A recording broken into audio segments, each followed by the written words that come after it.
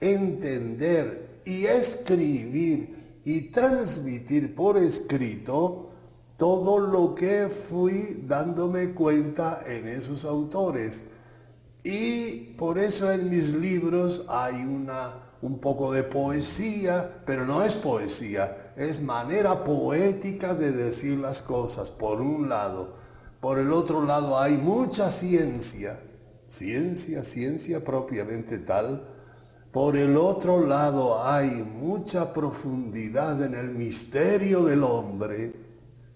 Mis libros tocan el misterio del hombre suficientemente claro, no de una manera pero suficientemente claro, hicieron pues que yo me asomara a un mundo de realidades que me ha servido maravillosamente para escribir todos estos libros. Recordemos, Padre Ignacio, cuando usted se sentaba al piano, después al órgano y se ponía a improvisar y volaba navegando y surcando los espacios siderales, más allá de las galaxias, dice uno de los textos. ¿Qué es la música bueno, para...? Eso es el poeta el que describe eso. ¿Qué es la música para Ignacio Larrañaga? Bueno, yo he tenido en la vida, se puede decir, dos amores, Dios y la música, ¿no? Y la música para mí ha sido vida, no solamente entretenimiento, y no solamente responsabilidad porque fui organista muchos años, sino que ha sido vida. Es decir, yo no tocaba por tocar porque me salía de dentro y me sentía amigo del órgano y comunicaba lo que yo tenía del órgano a la gente. Y así fueron muchos años. Y después, a lo largo de la vida, yo sin música no puedo vivir. Tengo un aparato grande para oír cassette y CDs y todo eso. Y yo se puede decir que me alimento inconscientemente de la música en general, ¿no? Alguna vez el cardenal Danielú decía que la música es el lenguaje de Dios que hablan los ángeles e interpretamos los hombres. Hoy hay muchos músicos que se llaman músicos de Dios. Cantan para agradar a Dios, pero a veces sí, pero a veces también cantan para agradar a los hombres y pierden como esa verdadera unción, que la música tenga una verdadera intención de agradar al Señor. ¿Cómo lograr descubrir, Padre Ignacio, que una persona está dándole ese carisma verdaderamente al Señor y no simplemente para usufructuarse él o para beneficio personal? Bueno, según mis conocimientos, los grandes compositores que hicieron eso son pocos. Es Johann Sebastian Bach por encima de todos, que lo hacía, se descubría, se ponía la peluca ahí como si fuese una especie de liturgia y porque era para Dios y era para gloria de Dios. Bruckner es otro tipo igual, que solo escribía en el nombre de Dios y siempre ponía delante de las partituras en el nombre de Dios. Hay autores, el mismo Falla también era un hombre piadoso y daba a su música un sentido así. Y así varios compositores, digamos así, de primera categoría. Ahora, un Mozart, por ejemplo, no. Eso no. Un Debussy tampoco. Y Ravel ya hay algo. Quiero decir que no es universal esa especie de dedicar a Dios, procede de Dios, es lo más divino y se lo vamos a dar a Él. No es universal, pero unos cuantos sí. Por lo que yo conozco, esos que digo. Y bueno, de aquel tiempo también el mismo Händel. El mismo Händel era de ese tipo también piadoso. Hoy muchos le quieren cantar al Señor a través de todo este lenguaje. A veces se utiliza la música y se utiliza lo religioso de alguna manera como un medio para salir adelante en el campo de la música y de pronto no saber que todo lo que es para Dios es para agradarle simplemente a Él. Sí, de todas maneras, hoy día, pues yo hace unos 20 años estoy alejado del movimiento musical, se puede decir, y estoy dedicado íntegramente a lo que estoy haciendo y lo que he hecho en estos 35 años. Y no tengo así conocimiento así nítido para poder decir hoy es así, ayer era así. Tengo unas nociones un poquito vagas, pero no precisas. En el año 59 viaja usted a Buenos Aires y luego a Chile. ¿Por qué no recordamos esa experiencia donde usted llamó a esa tierra la tierra prometida? Así es, yo siempre medio poeta, medio soñador que fui, así lo consideré porque yo me sentía al mismo tiempo amarrado al órgano, porque los superiores me habían puesto de organista de una iglesia famosa e importante. Como 6 años. Sí, 6.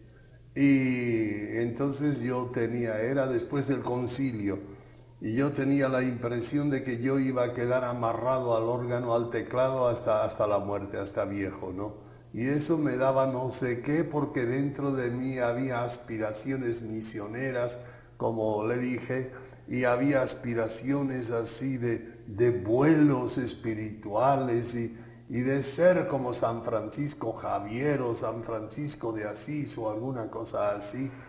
Y entonces, pues después de mucha lucha y después de muchas peticiones, conseguí que los superiores me entregaran el permiso para ir, bueno, concretamente a Chile.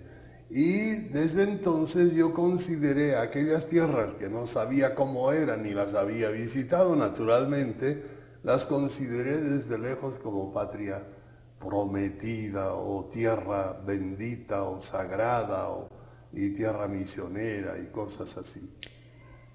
Esta experiencia pastoral empieza ustedes de allí a descubrir toda una teología del abandono en la voluntad del Padre. ¿Por qué no nos cuenta un poquito esa experiencia?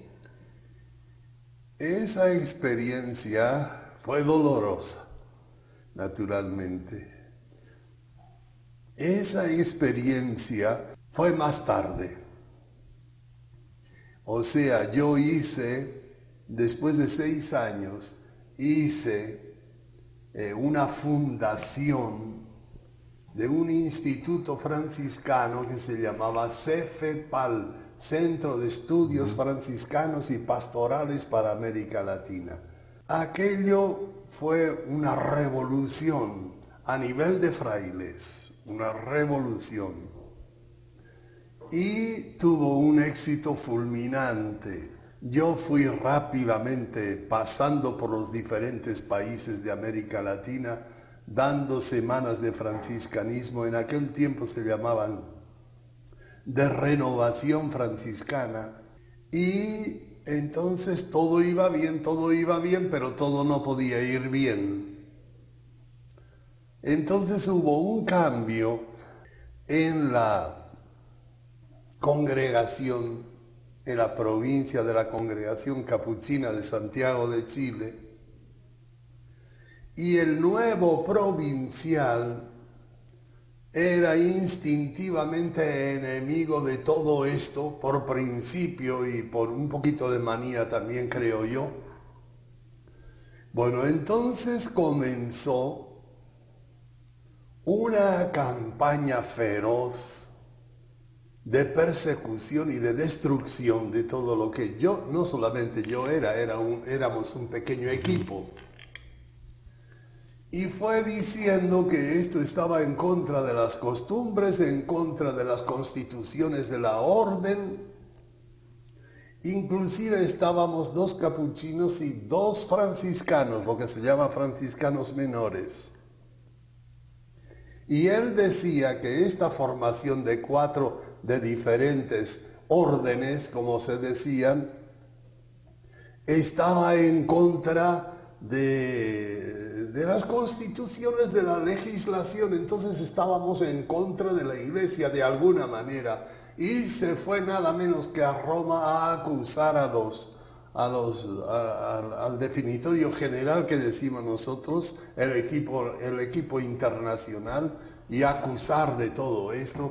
Bueno, fue un ataque feroz, universal. Bueno, ahí, en ese contexto, me vino a mí una crisis emocional, ¿no? Y no solo eso, sino nuestro trabajo ya no tenía apenas importancia y era neutralizado completamente por esas propagandas sistemáticas. Entonces yo caí en una especie de crisis, y grande y fuerte, inclusive de vocación, porque en aquel tiempo se salían sacerdotes, se salían uno tras otro después del concilio, y era lo más normal, y acabemos con esto y vamos a la vida. Y bueno, pues tentaciones como esas, ¿no? Tentaciones como esas. Entonces llegó un momento, Dios, ahora sé que era Dios, que me dio a entender: o yo me iba, rompía con todo, o contraatacaba contra ese provincial, o me abandonaba en sus manos, y haz de mí lo que quieras y no voy a hacer nada, y lo que tú permitas, quieras o hagas, todo está bien, Dios mío. Bueno, estas alternativas. Y comencé por primera vez a tomar el auto e ir a la cordillera de los Andes. Y pasaba un día, iba otro día, iba otro día, iba otro día, ya en ambiente de oración. Y ya me convencí después de todo esto que aquí no había más remedio que entregarse de brazos cruzados, lo que Dios quiera, y esto que ha hecho este provincial es providencial, no ha sido un capricho, ha sido permitido por Dios. Bueno, ahí comencé yo a vivir todo lo que después he enseñado, y eso duró 6 años. Y en esos 6 años, la teología que no había estudiado de joven, lo estudié entonces, pero con autores modernos postconciliares. Henry de Livacqui, en fin, todos estos autores modernos. Entre el estudio de la teología, estudio también de San Francisco, espiritualidad de San Francisco, y mucha oración, mucha soledad, mucho retirarme.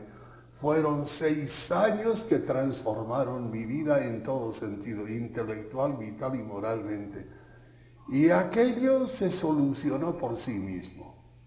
Y ese provincial, después, cuando andaba por el mundo como famoso, como quien dice, y autor de muchos libros que se editaban y todo eso, aquel provincial fue el más animador y el que más aplauso, como quien dice, me dio en mi vida, para que vea cómo son las cosas. Pero hay un punto de flexión ahí. Es cuando yo decidí: o me entrego o me voy.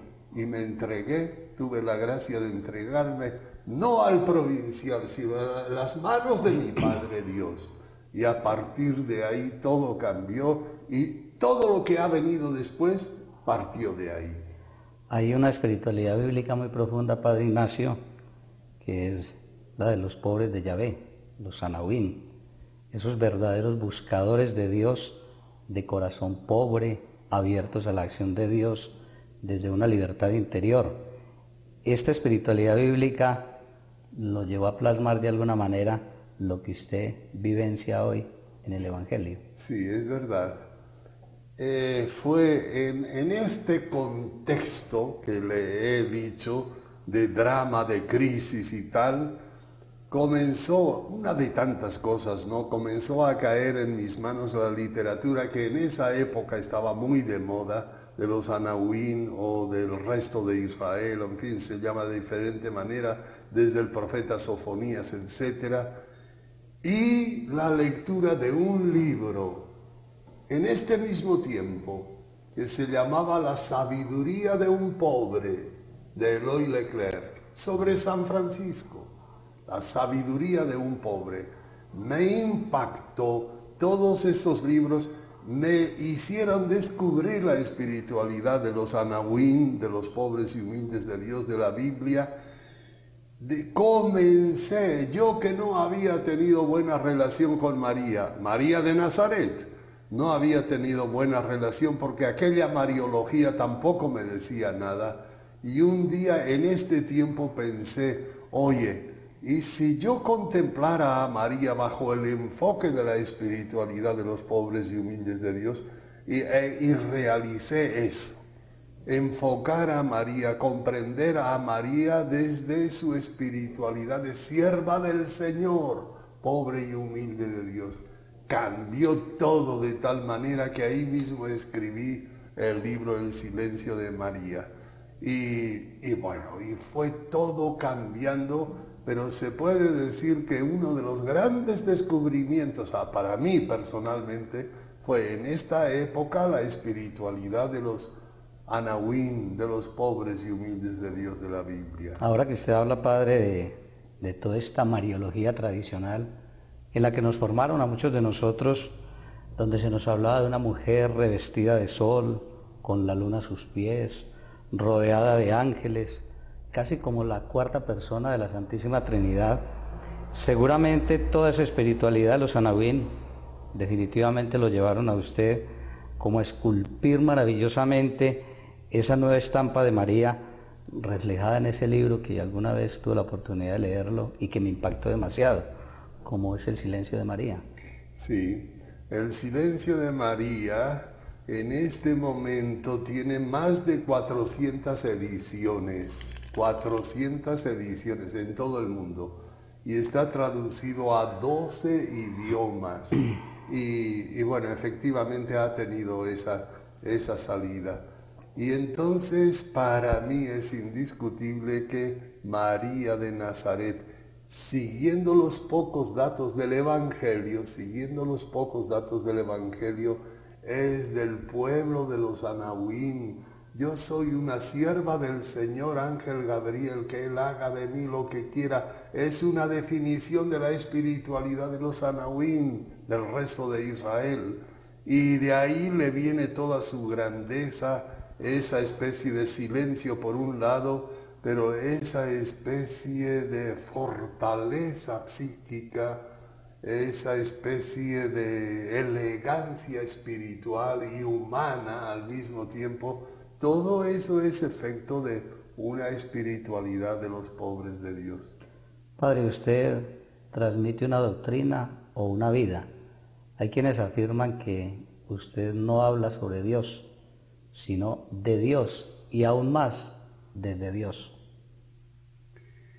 Bueno, no sé si será así, si será verdad. En los libros más o menos supongo que estará eso que pregunta respondido más o menos en los libros. Pero yo pienso que nadie puede hablar de Dios si no habla con Dios. Y que igual que Jesús, para hablar de Dios hay que venir de las soledades, de estar con Él. Y entonces tiene autoridad moral y categoría de testigo para poder hablar de Dios el que ha estado con Dios. Y igual que los apóstoles salieron al mundo como testigos de la resurrección, a los griegos eso de resurrección les sonaba una fantasía y no lo podían aceptar. Y los apóstoles solo decían, lo hemos visto nosotros. Hemos comido con Él, lo hemos visto con estos propios ojos. O sea, testigos de quien han estado con el resucitado, han estado. Pues aquí es una cosa parecida. Solo quienes han estado con Dios tienen categoría para hablar de Dios, ¿no? Y un poquito de eso, pues en mi vida ha sucedido. Yo también descuidé la oración en un tiempo determinado. Cuando fui a España y a Italia a dar las semanas de franciscanismo, fui a dar y fueron semanas tras semanas y todos los franciscanos y todos los capuchinos, todos pasaron durante 2 años, ¿no? Era tan intenso aquello que yo descuidé la vida de oración y de pronto me di cuenta de que no tenía autoridad moral para decir todo lo que decía si yo estaba descuidando la vida con Dios. Y entonces una buena vez decidí o hago esto o me retiro o estoy perdido. Entonces decidí que 1 hora antes que la comunidad yo me levantaba y tenía mis 60 minutos con mi Dios. En el año como 71, una cosa así. Pues desde entonces hasta hoy no lo he dejado. Y esté donde esté, 1 hora antes y tengo mi tiempo fuerte con mi Dios. Y entonces tengo autoridad moral y seguridad interior para hablar con Dios. Es la única manera. Uno escucha, Padre Larrañaga, a muchas personas que hablan de tener experiencias de Dios o experiencias con Dios. ¿Cómo no confundir, Padre, lo teologal con lo psicológico? Que no sea tanto una llamada de Dios, sino una simple experiencia terapéutica o de pronto, como quieren algunos grupos religiosos hoy, sin ir a juzgarlo ni mucho menos, de pronto disfrazar una especie de neurolingüística donde movamos más el sentimiento de la persona y la persona diga, estoy teniendo una experiencia, pero no sea una experiencia, sino un encuentro más con una realidad muy de tipo personal. Mire, una experiencia, sobre todo cuando es infusa, una experiencia de Dios, que Dios infunde, no es adquirida, sino que, bueno, es indiscutible, es inconfundible. No tiene peligro de interpretaciones ni nada, es evidente. Esto es Dios. Y no tiene ni una duda en ningún sentido. Bien, esto cuando es un verdadero encuentro con Dios mediante una gracia infusa. Pero todos estos elementos que usted está contando son mezclas extrañas de cosas orientales y de cosas novedosas, medio psicológicas, medio cosas. Eso yo sospecho mucho y miro a distancia y no quiero saber nada. Tiene que ser un Dios de la fe de Abraham, de Isaac y de Jacob. El Dios de nuestro Señor Jesucristo, que es Padre amoroso, y cualquier experiencia de esas es inconfundible, no hay posibilidad de confundirse. ¿Qué tiene, Padre Ignacio, los encuentros de experiencia de Dios? Que se dice de ellos, no tienen ninguna novedad, pero son totalmente diferentes. Bueno, totalmente diferentes son por lo que producen en primer lugar muchas transformaciones de vida y después la manera de transmitir, que impactan, convencen, llegan a sabios, ignorantes, teólogos, porque ha asistido en estos años de todo, teólogos también, y quedan también ellos impactados, pero no aquí, sino aquí. Quedan impactados, ¿no? No se sabe, es la transmisión, es la convicción, es la gracia de Dios que apoya eso, no sé qué puede ser, pero realmente es diferente, es diferente. Hay un peligro, Padre Ignacio, en este tipo de impactos, lo que llamamos nosotros, cuando nosotros hacíamos una misión, íbamos y la gente en ese momento pues estaba eufórica y llamábamos nosotros como ese famoso síndrome de cambio repentino. Usted lo conoce bien, que son experiencias que no marcan ni transforman al ser humano, simplemente lo conmueven por un momento. ¿Cómo saber que una persona sí ha tenido esa experiencia profunda del Señor? Definitivamente se descubre a través de su estilo de vida. Bueno, esto lo tiene que decir el tiempo. Yo comprendo que puede haber impactos momentáneos que duran poco y se esfuman, ¿no? Esto puede haber también. Pues mire, lo que decía Jesús, tome un puñado de trigo, siembre y parte se lo comen los gorriones y parte ahí se queda entre las piedras y hierbas y no sé qué, pero hay una parte que cae en terreno fértil y aquello produce el 100 por 1, ¿no? Pues aquí también sucede. No es que quiera decir que todos los que han quedado impactados en esta semana, ese impacto perdure hasta la muerte, pero en muchos sí, en muchos sí. En muchos el paso a través de estos encuentros o de talleres de oración también, en muchos es un efecto duradero ya pues para toda la vida se podría decir, pero no todos. Ahora, ¿quién sí, quién no? El tiempo lo dirá. La gran vocación del hombre definitivamente, Padre, es a la santidad, lo que nos descubrió el Vaticano II.